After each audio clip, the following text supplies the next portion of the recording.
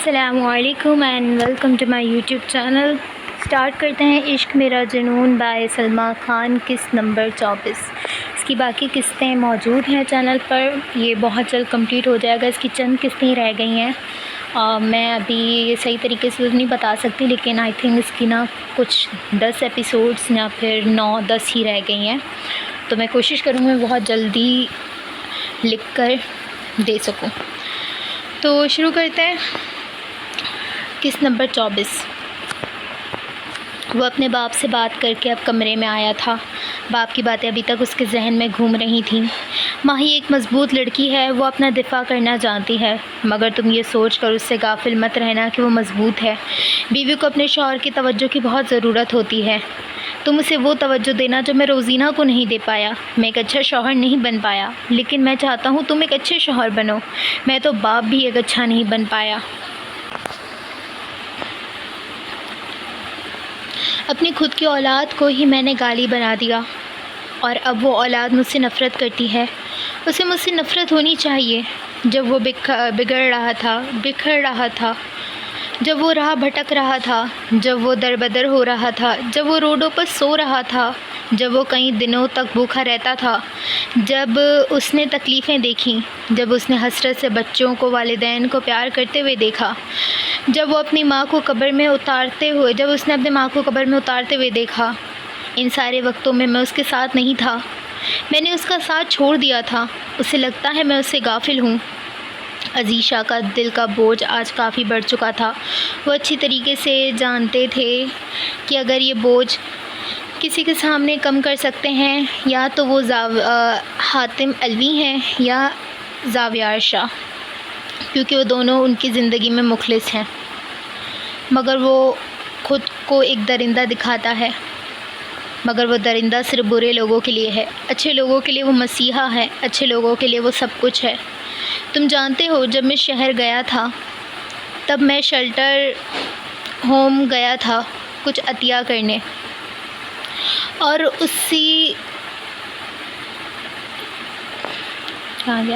کچھ پل بعد وہاں پہ 2 گاڑیاں آ کر رکی تھیں، اور اس گاڑی سے اترنے والے شخص کو تو میں بھیڑ میں بھی پہچان سکتا ہوں۔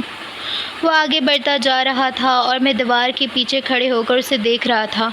آنکھیں تھیں جو بھر ہی نہیں رہی تھیں اسے دیکھتے دیکھتے۔ اسے دیکھتے ہی سارے لوگ اس کی طرف آئے تھے۔ وہ سب کو چیزیں دے رہا تھا۔ وہ وہاں پر لوگوں کے ساتھ زمین پر بیٹھ کر کھانا کھا رہا تھا۔ وہ سب کے چہروں پر مسکراہٹ لا رہا تھا۔ جب وہاں پر میں نے پتہ کیا تو یہی پتہ چلا کہ وہ ہر ہفتے یہاں پر آتا ہے، پورا دن یہاں پر گزارتا ہے۔ یہاں کے سارے لوگ اسے اپنا مسیحا سمجھتے ہیں۔ وہ یہاں پر کسی کو بھی یہ محسوس نہیں ہونے دیتا کہ وہ لوگ اکیلے ہیں۔ وہ لوگوں کے لیے وہاں پر موجود ہوتا ہے، کسی کے لیے بیٹا، کسی کے لیے باپ، کسی کے لیے بھائی۔ وہ ہر روپ میں ان کے ساتھ ہوتا ہے۔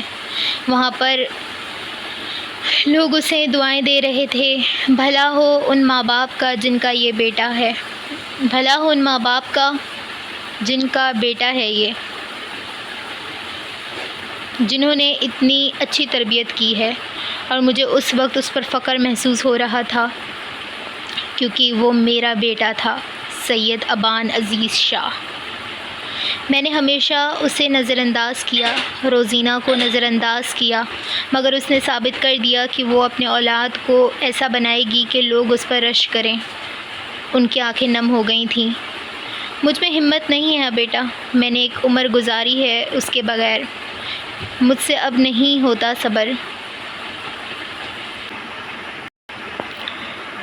مجھے میرا بیٹا واپس لا دو، مجھے بس میرا ابان واپس لا دو۔ میں نے بہت غلط کیا ہے اس کے ساتھ، مجھ میں ہمت نہیں ہے کہ میں اس کا سامنا کروں۔ مجھے بس میرا بیٹا واپس چاہیے، بس مجھے میرا بیٹا چاہیے۔ وہ باقاعدہ روئے جا رہے تھے۔ زاویار نے ان کا ہاتھ تھام کر انہیں یقین دلایا کہ وہ ضرور ابان کو اس حویلی میں لائے گا، اور اس کی اس بات پر عزیز شاہ کو کچھ تسلی ہوئی تھی۔ جب وہ کمرے میں پہنچا تو ماہی صوفے پر بیٹھی ہوئی تھی۔ وہ چلتے چلتے اس کے برابر آ بیٹھا۔ ماہی کے دل کی دھڑکن بے اختیار تیز ہوئی تھی۔ اپنے محبوب کو اپنے برابر بیٹھا محسوس کر کے اس کا دل باہر آنے کو ہوا تھا۔ زاویار کچھ پل تو خاموش رہا، پھر بولنا شروع ہوا۔ ہم دونوں اب ایک ہیں۔ تم میری بیوی ہو، میری شریک حیات، میرے لیے قابل عزت۔ ہمارا رشتہ جن حال میں بھی جڑا ہے، مگر میں وعدہ کرتا ہوں کہ میں زندگی کا آخری سانس تک تمہارا ساتھ نبھاؤں گا۔ تم اب ماہین زاویار عزیز شاہ بن چکی ہو، میرے زندگی، میرے دل، میرے وجود کا ایک حصہ، اور مجھے میرے اس وجود سے میرا یہ حصہ بے حد عزیز ہے۔ اس کے الفاظ سن کر ماہی تو حیران ہی رہ گئی۔ وہ جو ابھی چند پل پہلے ہی اس کا شوہر بنا تھا، وہ بھی ایک ایسے رشتے میں بند کر جو اس پر زبردستی یا مجبوری میں ڈالا گیا تھا، مگر وہ بات اس طریقے سے کر رہا تھا جیسے سالوں سے اس کی محبت میں گرفتار ہو۔ زاویار کا یہ انداز اسے حیرت میں مبتلا کرے جا رہا تھا۔ دیکھو، ویسے تو میں بہت ان رومانٹک آدمی ہوں۔ ہماری شادی جس طریقے سے ہوئی ہے، اگر مجھے تمہیں پرپوز کرنا ہوتا تب بھی میں وہ آگے رکا۔ ذوالفقار نے چند تعریفیں اپنی بہن کے لیے کی تھیں۔ وہ زاویار کو ہنسنے پر مجبور کر گیا تھا۔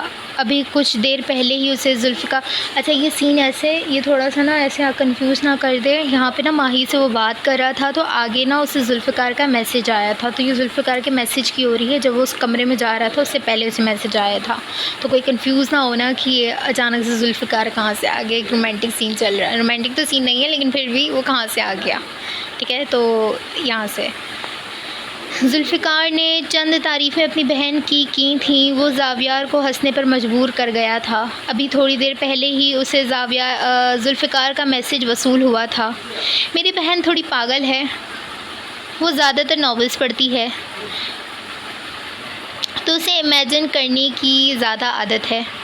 وہ خود کو ایک شہزادی سمجھتی ہے، اور ہاں صالح، وہ شہزادی ہے، یاد رکھنا، اور وہ تجھے اپنا شہزادہ سمجھتی ہے۔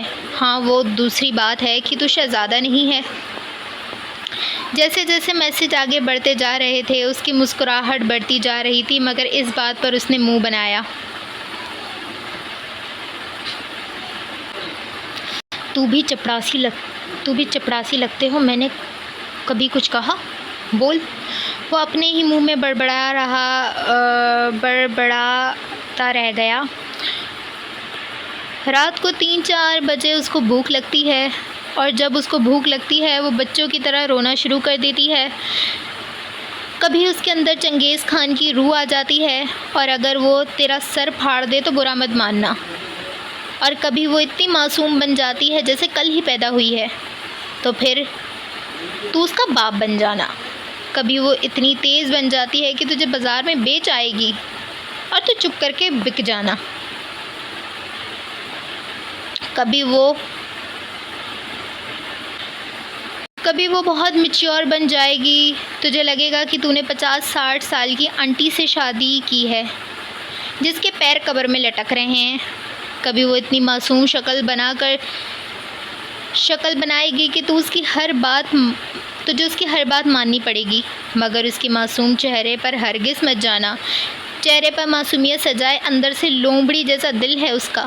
ایموشنل بلیک میل کرنے میں تو الحمدللہ ہمارے خاندان کسی سے پیچھے نہیں ہے۔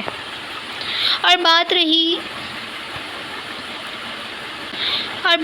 وہ بہت پوزیسو ہے، تو خبردار دوسری لڑکیوں کا نام بھی اس کے سامنے مت لینا، ورنہ تمہیں زندہ زمین میں گاڑ دے گی۔ اور جو تمہاری ایکس منگیتر ہے نا، اس کے پاس تو جانے کا سوچنا بھی نہیں، ورنہ میری بہن کے ہاتھوں 2-3 قتل تو ہو ہی جائیں گے۔ اور ایک آخری بات، اس کی شادی اس طریقے سے ہوئی ہے اس لیے وہ تھوڑی سی اپسیٹ ہے۔ اب جا کر اس کو تھوڑا پرپوز کرنا تاکہ اس کا موڈ ٹھیک ہو، ورنہ وہ تیرا موڈ ٹھیک نہیں رہنے دے گی۔ میں نے یہ ساری باتیں تجھے اس لیے بتائی ہیں کیونکہ تو میرا سالہ پلس دوست بھی ہو۔ سوچا اپنی بہن کی خوبیوں سے تمہیں آگاہ کر دوں۔ چلو شکریہ، اب میں چلتا ہوں، تم ابھی گالیاں بھیجو گے تو ابھی میں سننے کے ارادے میں نہیں ہوں۔ تم بھیج دو، میرا جب دل کرے گا میں سن لوں گا۔ اب جلدی سے میسج بند کرو اور دفع ہو جاؤ۔ اللہ حافظ، تمہارا پیارا ہینڈسم سا سالہ ذوالفقار حاتم الوی۔ میسج مکمل ہو چکا تھا اور زاویار کے چہرے پر غصہ آ گیا تھا۔ ٹائپنگ مسٹیک، بے غیرت نہ ہو تو۔ اب ذوالفقار کی ساری باتیں سن کر وہ ماہی کے ساتھ اچھے رویے سے پیش آ رہا تھا۔ کوئی بیت نہیں تھی کہ سچ میں کچھ اٹھا کر اسے مار نہ دیتی۔ زاویار کو اپنا سر بہت عزیز تھا۔ زاویار نیچے زمین پر بیٹھنے لگا تو ماہی اس کو زمین پر بیٹھا دیکھ کر پریشان ہو گئی۔ کمر میں تو درد نہیں ہو رہا؟ اللہ، آپ کی طبیعت تو ٹھیک ہے؟ یا اللہ سائیں، میں ڈاکٹر کو بلاؤں؟ وہ اسے زمین پر بیٹھا دیکھ کر پریشان ہو گئی تھی۔ اس کی آواز کو تو بریک تب لگی جب زاویار نے ایک انگوٹھی اس کے سامنے کی۔ ماہین زاویار عزیز شاہ، کیا تم میری زندگی کو برباد کرنا چاہو گی؟ الحمدللہ، میری زندگی بہت پرسکون ہے۔ کیا میرا یہ سکون تم خراب کرنا چاہو گی؟ ایک گھٹنا زمین پر رکھے دوسرا کھڑا کر کے وہ اسے پرپوز کر رہا تھا۔ مگر ہماری تو شادی؟ ابھی وہ آگے سوال کرتی کہ زاویار نے اس کی بات بیچ میں ہی کاٹی۔ شادی ہو گئی تو کیا ہوا؟ پرپوز تو کر سکتا ہوں۔ اکلوتی اور پرسنل بیوی ہو، اتنا تو کر سکتا ہوں۔ اور زاویار کا یہ روپ دیکھ کر وہ خوشی سے پھولے نہیں سما رہی تھی۔ اللہ اس سے کتنی محبت کرتا تھا، اس نے جو کچھ مانگا اسے فوراً مل گیا۔ اسے لگا تھا کہ زاویار اسے سرد رویہ اپنائے گا، مگر یہ کیا تھا؟ وہ اسے حیران کر رہا تھا۔ اس نے شدت سے دل میں دعا کی تھی کہ زاویار اس سے محبت کا اظہار کرے، اس کا خیال رکھے، اس کی عزت کرے، اسے پرپوز کرے، اور زاویار نے وہ کر دیا۔ ماہی نے فوراً اپنا ہاتھ آگے اس کی طرف بڑھایا تو زاویار نے خوش دلی سے انگوٹھی اس کے انگلی میں ڈال دی۔ اب بڑھی ہے نا انگوٹھی کی قیمت، تمہارے ہاتھ میں یہ انگوٹھی کی قیمت بڑھ گئی ہے۔ اور ماہی کو لگا کہ آج اس کا دل بند ہو جائے گا۔ اسے جھٹکے پہ جھٹکے ملے جا رہے تھے۔ ابھی وہ آگے کچھ بولتا کہ دروازے پہ دستک ہوئی۔ زاویار باہر کی طرف جانے لگا۔ ماہی کا بس نہیں چل رہا تھا کہ دروازے پہ جو شخص آیا ہوگا اس کا قتل کر دے۔ ہاں، اگر وہ کائنات شاہ یا جنت ہوگی تو وہ سچ میں قتل کر دے گی۔ ابھی وہ اپنی محبت کا اظہار کرنا چاہتی تھی اور بیچ میں کباب میں ہڈی بن کے پتہ نہیں کون نازل ہو گیا تھا۔ زاویار نے جب دروازہ کھولا تو سامنے کھڑے وجود کو دیکھ کر وہ ناگواری سے اپنا منہ دوسری طرف پھیر چکا تھا۔ دوسرا سین۔ دانی کو روم میں شفٹ کر دیا گیا تھا۔ آدم اور روز باہر بیٹھے تھے، البتہ ابان اس کے ساتھ کمرے میں ہی موجود تھا۔ وہ بس اس کے چہرے کو ہی دیکھے جا رہا تھا۔ تم جانتی ہو، مجھے آج تک خوف محسوس نہیں ہوا، آج تک نہیں، مگر تمہیں کھونے کا خوف میرے اندر ایسا بیٹھ گیا ہے کہ جاتا ہی نہیں۔ ایک لڑکی اچانک سے میری زندگی میں آتی ہے۔ شروع میں وہ مجھے بہت بری لگتی ہے، مگر وہ کس طریقے سے میرے دل پر قبضہ کر لیتی ہے میں سمجھ نہیں پاتا۔ میرا دل اس کے نام پہ دھڑکتا ہے۔ کسی کو تمہاری طرف دیکھتا ہوں تو تن بدن میں آگ لگ جاتی ہے۔ تم جب مجھے نظر انداز کرتی ہو تو میرا دل چاہتا ہے کہ میں خود کو نقصان پہنچا دوں۔ اپنے پسندیدہ بندے کو خود کو نظر انداز کرتے دیکھنا کسی اذیت سے کم نہیں ہوتا۔ میری اس اذیت کا اندازہ کوئی نہیں لگا سکتا۔ کبھی لفظ بھول جاؤ، کبھی بات بھول جاؤں، تجھے اس قدر چاہوں اپنی ذات بھول جاؤں، اٹھ کر کبھی جو تیرے پاس سے چل دوں، چلتے چلتے خود کو تیرے پاس بھول جاؤں۔ کیسے کہوں تجھ سے کتنا چاہتا ہوں تجھے، اگر کہنے پہ آؤں تو لفظ بھول جاؤں۔ وہ اپنے الفاظوں سے اسے احساس دلانے کی کوشش کر رہا تھا اور جس سے وہ اپنا احساس بتا رہا تھا وہ تو بے ہوشی کے کسی الگ ہی جہان میں موجود تھی۔ ابان کا ہاتھ اس کے ہاتھ میں ہی موجود تھا۔ اس کے بالوں کی کچھ آوارہ لٹیں اس کی آنکھوں کو تکلیف پہنچا رہی تھیں۔ ابان نے اپنا ہاتھ بڑھا کر اس کے کان کے پیچھے کر دی تھی۔ میں تمہیں کھو نہیں سکتا، میرے بس میں نہیں ہے تمہیں کھونا۔ تم میرے اندر روح کی طرح بسی ہوئی ہو، اگر تم مجھ سے جدا ہوئی تو میں بے جان ہو جاؤں گا۔ دانی، تم میرا عشق ہو۔ میں جانتا ہوں میں ایک برا انسان ہوں، مگر اس برے انسان، اس پتھر دل انسان کو تم نے نرم کیا ہے۔ اگر تم نے ساتھ چھوڑ دیا تو میں مر جاؤں گا دانی، میں مر جاؤں گا۔ کچھ آنسو اس کے آنکھوں سے بہہ کر نکلے تھے جو دانی کے ہاتھ بھگو رہے تھے۔ یکدم دانی کی آنکھیں کھلی،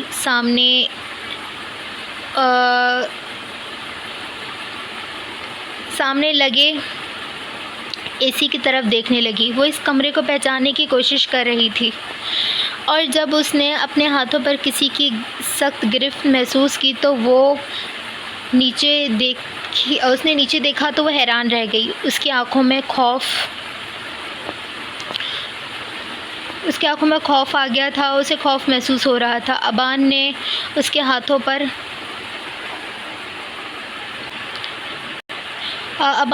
کے ہاتھوں میں سنسناہٹ محسوس کر کے اپنا چہرہ اوپر کیا، اور وہ جو خوف کے زیر اثر تھی اگلے ہی پل ساکت رہ گئی۔ اس کی آنکھوں میں آنسو تھے، ہاں اس کی آنکھوں میں آنسو تھے۔ وہ رو رہا تھا، اس کا ہاتھ پکڑ کر رو رہا تھا۔ دانی ساکت بیٹھی اسے دیکھ رہی تھی۔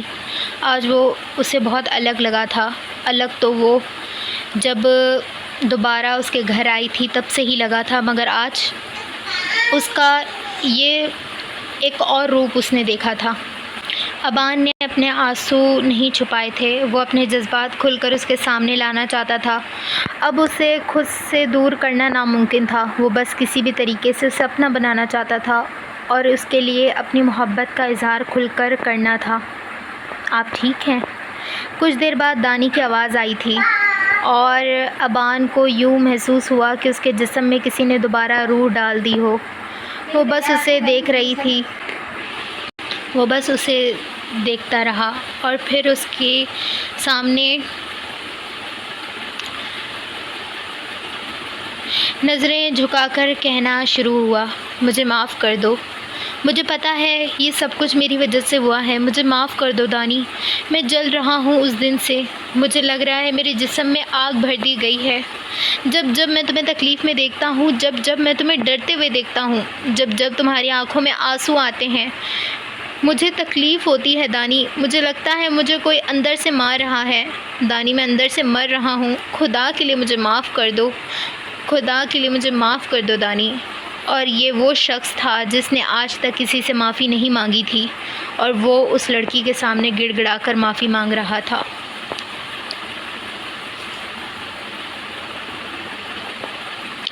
وہ آج سچ میں حیران ہوتی جا رہی تھی، کرتا جا رہا تھا، یہ برداشت کرنا ہے۔ آپ نے کچھ نہیں کیا، جو تھا وہ میرے نصیب میں تھا، اور جو نصیب میں تھا وہ ہوگا۔ آپ کو میں دل سے معاف کرتی ہوں۔ وہ اسے معاف کر چکی تھی، اس کی معافی سے بلیک ڈیول کو ایک نئی زندگی ملی تھی، یا شاید یہ کہا جائے کہ ابان کو ایک نئی زندگی ملی تھی۔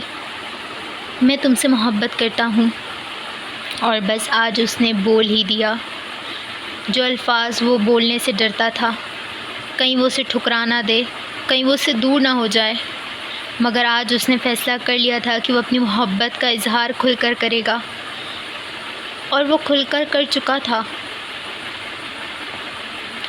کیا تم شادی کرو گے مجھ سے؟ آپ پوچھ رہے ہیں یا بتا رہے ہیں؟ دانی کا لہجہ نارمل تھا، اور وہ جو سوچ کر بیٹھا تھا کہ وہ حیران ہو جائے گی، یا غصہ کرے گی، یا ڈر جائے گی، یا ساکت ہو جائے گی، یا چلانا شروع کر دے گی، یا اس کا سر پھاڑ دے گی، مگر ایسا تو کچھ بھی نہیں ہوا تھا۔ لیکن ایسا کیوں نہیں ہوا تھا؟ اس سوال کا جواب شاید ابان کے پاس نہیں تھا، مگر باہر بیٹھے ان دو لوگوں کے پاس بالکل تھا۔ چند دن پہلے دانی، ابان بھائی تمہیں پسند کرتے ہیں۔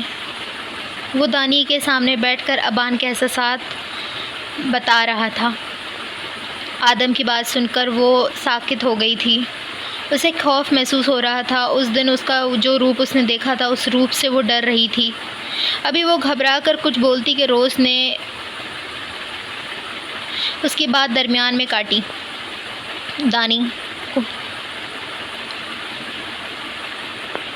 دانی کو وہ دونوں اصرار کر کے باہر لے گئے تھے۔ دانی نے پہلے تو انکار کیا تھا، مگر وہ پھر بھی ان کے ساتھ آ گئی۔ ان کی گاڑی ایک بڑے گھر کے باہر رکی تھی۔ جو گھر دکھنے میں کافی بڑا لگ رہا تھا، وہ ناسمجھی سے ان دونوں کو دیکھ رہی تھی جب وہ دانی کا ہاتھ پکڑ کر اسے اندر کی جانب لے جا رہی تھی۔ دانی جب اندر پہنچی تو ساکت رہ گئی۔ سامنے ایک دو نہیں بلکہ لڑکیوں کی کثیر تعداد موجود تھی۔ وہ لڑکیاں حیران ہو کر دانی کو دیکھ رہی تھیں، اور اتنی ہی حیران وہ بھی تھی، ناسمجھی سے ان سب کو دیکھے جا رہی تھی۔ جب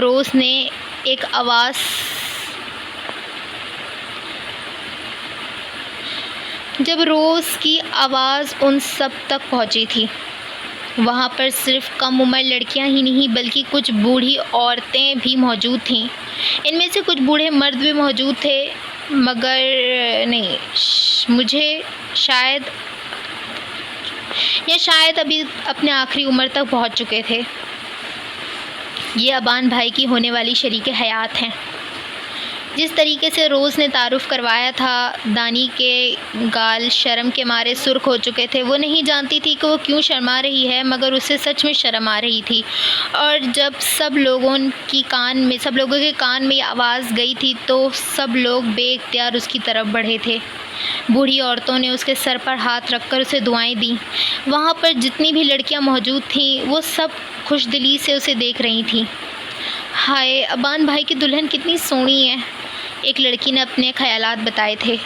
آخر اپنے ابان بھائی کی بیوی ہے، خوبصورت تو ہوگی، یہ دوسری تھی۔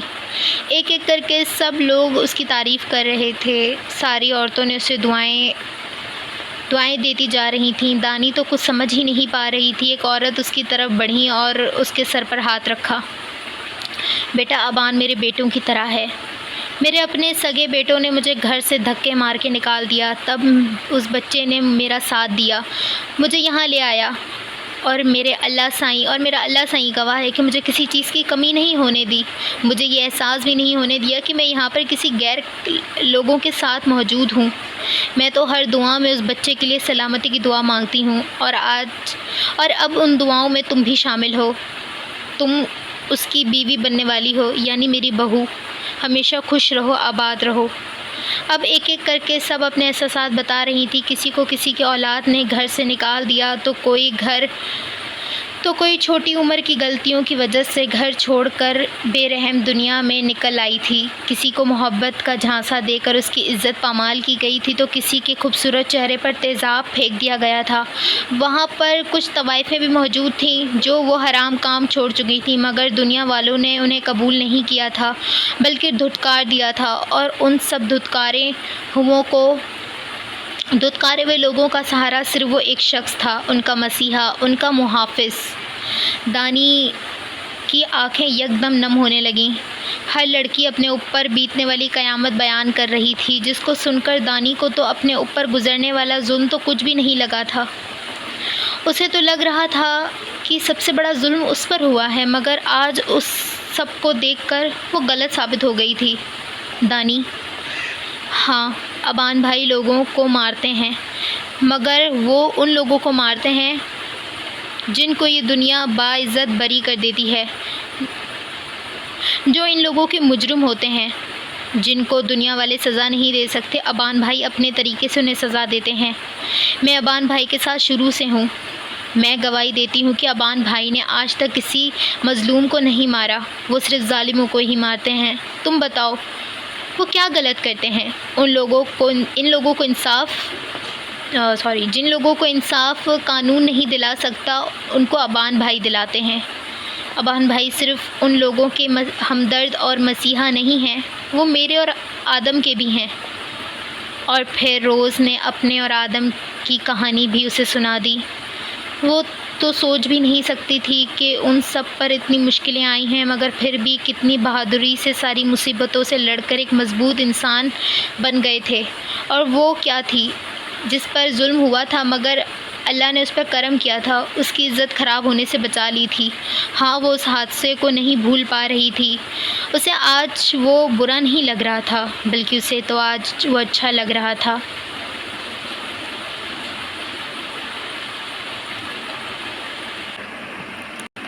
نہ جانے کتنے شیلٹر ہوم، کتنے لوگوں کی وہ مدد کر رہے ہیں۔ کچھ جگہوں کا تو ہمیں علم ہے، کچھ جگہوں کا تو ہمیں علم بھی نہیں ہے، کیونکہ ان کا ماننا یہ ہے کہ نیکی ایسے کرو کہ دوسرے ہاتھ کو پتہ بھی نہ چلے، اس لیے وہ ہمیں نہیں بتاتے۔ مگر ہمارے ذہن چلاکوں والے ہیں، ہمارے ذہن جاسوسوں والے ہیں۔ ہم تو ہر چیز کا پتہ لگا لیتے ہیں۔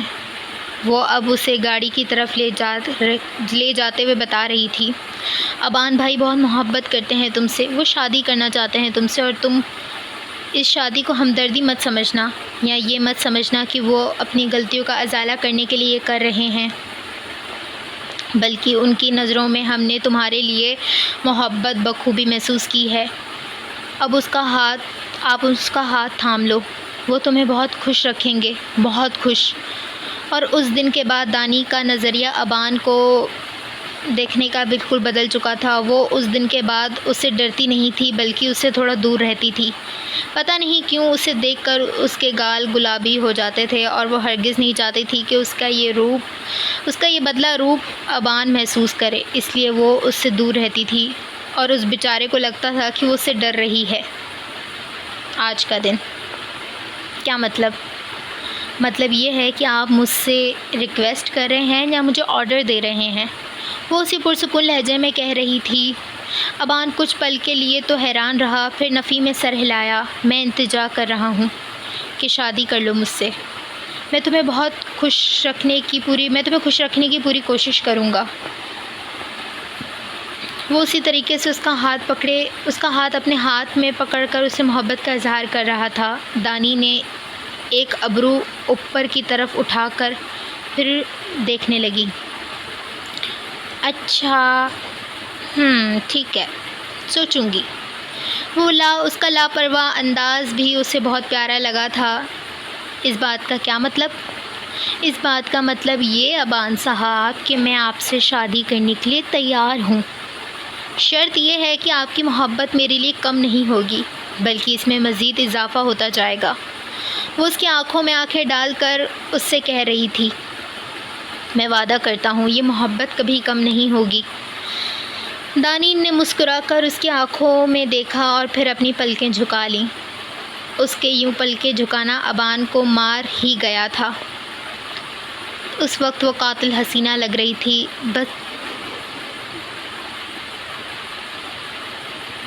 وہ بس اس کے ساتھ ایک حلال رشتہ قائم کرنا چاہتا تھا۔ شاید جتنا آسان ان لوگوں کو یہ سارا کچھ لگ رہا تھا، اتنا آسان زندگی نہیں تھی۔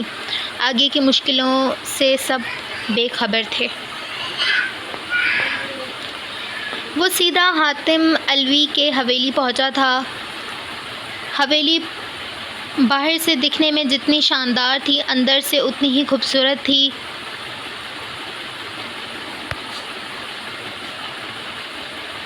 وہ اس حلیے میں کافی ڈیشنگ لگ رہا تھا۔ حاتم علوی خوش دلی سے اس سے مل رہے تھے۔ ذوالفقار نے بھی بہت محبت سے اسے گلے لگایا تھا۔ وہ اب صوفے پر براجمان ہو چکا تھا۔ ایک چیز تھی جو اسے گاؤں میں بہت پسند تھی، اور وہ تھے کھیت اور جھیل کا پانی۔ وہ تو یہی سوچ کر آیا تھا کہ لڑکی کو تو پہلے ریجیکٹ کروں گا، مگر ریجیکٹ کرنے میں بھی کچھ وقت تو لگانا تھا۔ آخر اتنا جلدی کر دیتا تو پھر اپنے باپ کو کیا جواب دیتا؟ اس لیے اسے کچھ تو وقت لینا تھا۔ تب تک اس نے یہیں کھیت اور جھیل وغیرہ کی سیر کرنی تھی۔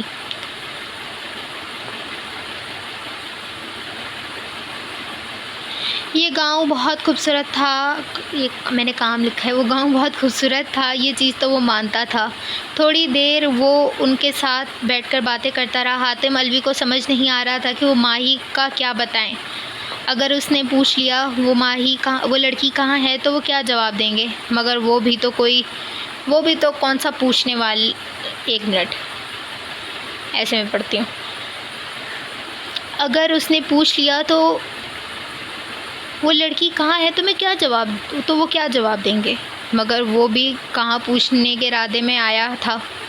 وہ لاپرواہ سا وہاں پر بیٹھا رہا اور پھر ذوالفقار کو گاؤں گھمانے کا کہنے لگا۔ بیٹا تم ابھی تھک گئے ہوگے، لمبے سفر سے آئے ہو، آرام کر لو، کل گھوم لینا۔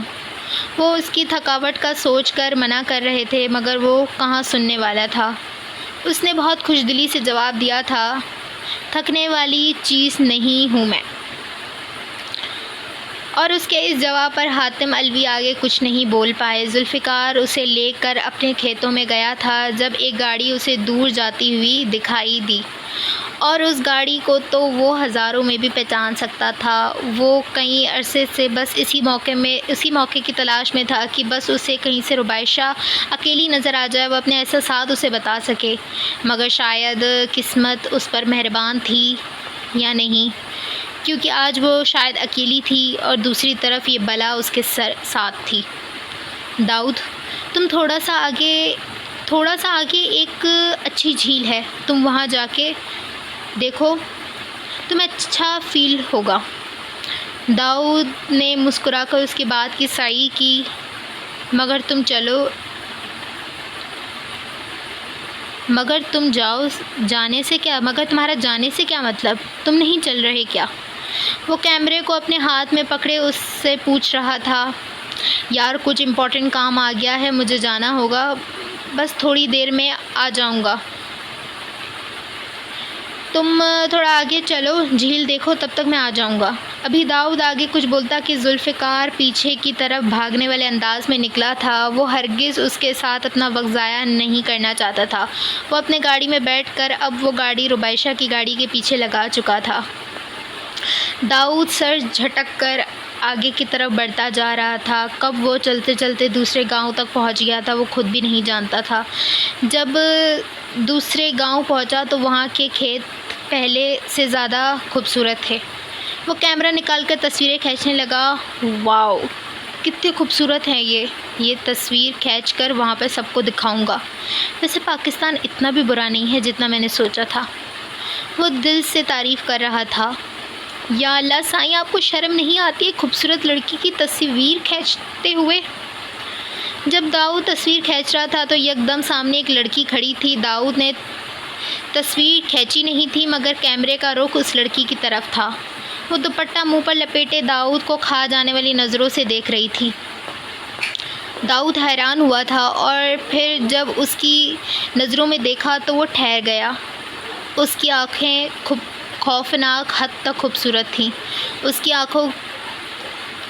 کی آنکھیں ایسی تھیں کہ کوئی اگر اس میں تھوڑی دیر دیکھے تو وہ آنکھوں میں ڈوب جائے۔ وہ گاؤں میں رہنے والی ایک سادہ سی لڑکی تھی مگر اس کے چہرے کی معصومیت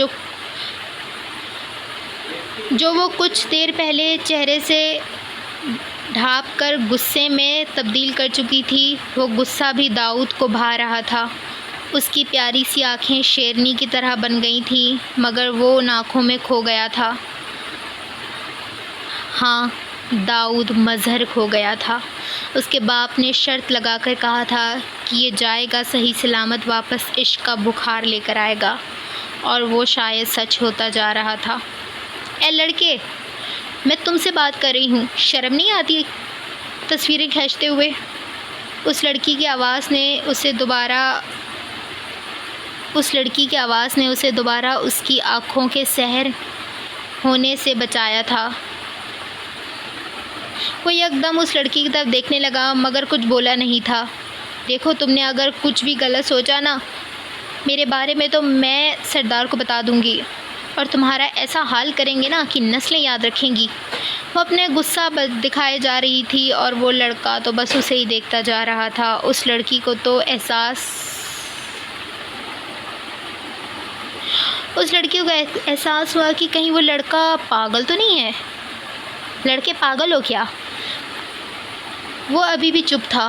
ہائے اللہ سائیں، کہیں یہ سچ میں تو پاگل نہیں ہے؟ 1 منٹ، پاگل کہیں گونگا تو نہیں ہے؟ وہ اب اپنے تاثرات کو تھوڑا نارمل کرتے ہوئے پوچھ رہی تھی، دیکھو لڑکے، ہم کو شرافت سے بتاؤ تم کون ہو اور یہاں تصویریں کیوں کھینچ رہے ہو، اور وہ بھی مفت میں؟ ایک تصویر میلے میں کھنچوانے کے لیے جاتے ہیں، پورے 30 روپے کی ایک تصویر کھینچ کر دیتا ہے گنجا، اور پھر بھی صاف نہیں ہوتی۔ اور تمہارا تو یہ کیمرہ مہنگا لگ رہا ہے اور تم یہاں تصویریں کھینچ رہے ہو۔ ہائے اللہ سائیں، اغوا کرنے کے تو ارادے سے نہیں آئے ہو؟ دیکھو، مجھے اغوا کرنے کا سوچنا بھی نہیں، میری اماں ویسے بھی بہت غریب ہے، ابا تو ہے ہی نہیں، اور اگر میری اماں نے تمہیں اغوا کرنے اور تم نے اگر مجھے اغوا کر کے پیسے لینے کا سوچا ہے اور اماں نے اگر تمہیں 5 روپے بھی دے دیے تو میں حیران ہو کر مر جاؤں گی، حیرت سے مر جاؤں گی۔ اس لیے کہہ رہی ہوں، اگر ایسا کوئی ارادہ ہے نا تو چھوڑ دو، میں بتا رہی ہوں۔